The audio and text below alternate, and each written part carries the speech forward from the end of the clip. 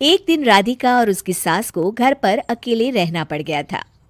तब विजय जाते जाते कहता है, सुनो, ताला लगा के सोना, अच्छे से खिड़की दरवाजे चेक कर लेना और मम्मी का बीपी भी चेक कर लेना।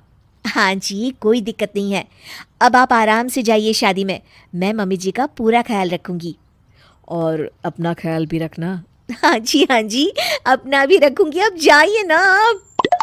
थोड़ी देर बाद गांव में जीप पर लगे एक स्पीकर से अनाउंसमेंट होती है। जीप वाला आदमी कहता है, सुनिए सुनिए, गांव में चोरी होने की वारदातें काफी बढ़ गई है, इसलिए सावधानी बरतें। अपनी खिड़की दरवाजे सही से बंद कर लें। अरे राधिका, सुना तुमने? मुझे तो बड़ी घबराहट हो रही है।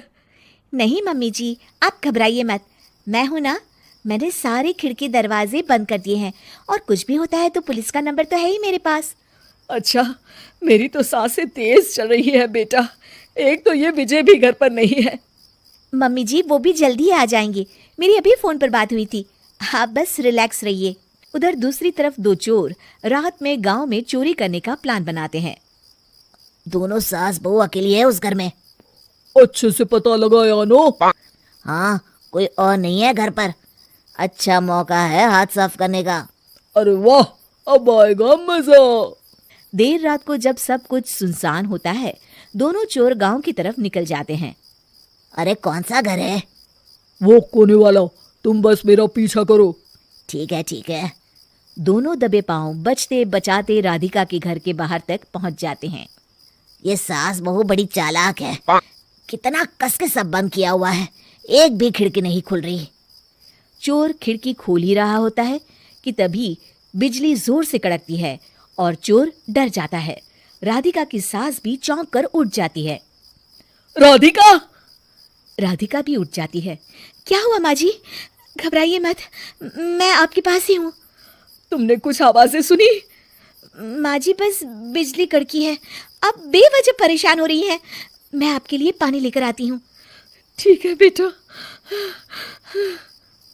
राधिका जैसे ही पानी लेने के लिए उठती है, उसे खिड़की से चोर की परछाई दिखती है। ये देखते राधिका थोड़ा घबरा जाती है। वो अपनी सास को इशारा करती है। उसकी सास भी चोर को देखकर डर जाती है। शांत हो जाइए मम्मी जी। अरे मगर कैसे बेटा? हे भगवान, विजय को फोन लगा बेटा। माँ जी, इस वक्त अचानक वो पहुंच भी नहीं पाएंगे, मैं कुछ करती हूँ, आप बस शांत रहिए। उधर चोर अपने काम में लगा हुआ है। वो सब सामान देख रहा होता है। तभी उसको आवाज आती है। सुनिए जी, देखिए तो, खिड़की के पास कोई है। मुझे लगता है चोर है। अरे, इसका पति तो घर पर है। नहीं, वो बाहर गया हुआ है। मैंने उसे खुद बस से जाते हुए देखा था। तो ये बातें किससे कर रही है? राधिका जानबूझकर जोर जोर से बातें करने लगती है। सुनिए जी, जल्दी आइए ना बाहर, मुझे पक्का शक है कि घर में कोई घुस आया है। अरे, लगता है इसका पति आ गया है। ये दोनों अकेली नहीं है। भोलू की जानकारी तो गलत थी, भागो। चोर घबराकर जल्दी जल्दी बाहर की ओर भागने लगते हैं। तभी एक चोर का पांव फिसल जाता है, मगर वो फिर से जल्दी से खड़ा होकर भागने लगता है। वो गली के कोने तक पहुंचने ही वाला होता है कि पुलिस उसको पीछे से आके पकड़ लेती है। अरे रुको तो, किधर भाग रहे हो दोनों? कब से तुम दोनों की तलाश थी हमको? साहब, छोड़ दो हमको साहब। हमने कुछ नहीं किया। अच्छा, तो इतनी रात को क्या यहाँ जॉगिंग करने आए थे? हवलदार, दोनों को हथकड़ी लगाकर गाड़ी में बिठाओ। तभी पीछे से राधिका भी आ जाती है। मैम, आपने बड़ी बहादुरी दिखाई। अगर सभी आपके जैसे नीडर नागरिक हो तो कितना अच्छा हो। सर, आपको मेरी सासू माँ ने फोन किया था, उनका ही आइडिया था ये। हाँ, और चोर को डराने का आइडिया तो राधिका का था। बहुत ही समझदार और नीडर है मेरी बहू। चलिए, आप दोनों का ही बहुत बहुत शुक्रिया। आपने इन चोरों को पकड़वाकर देश की मदद की है। और हाँ, पुलिस स्टेशन आकर अपना इनाम जरूर से ले लीजिएगा।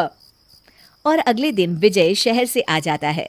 वो अखबार में तस्वीर देखता है जिसमें राधिका और माँ इनाम ले रहे होते हैं।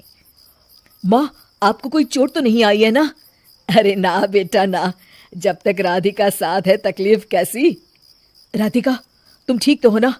I am so proud of you Radhika, तुम बहुत ही समझदार हो।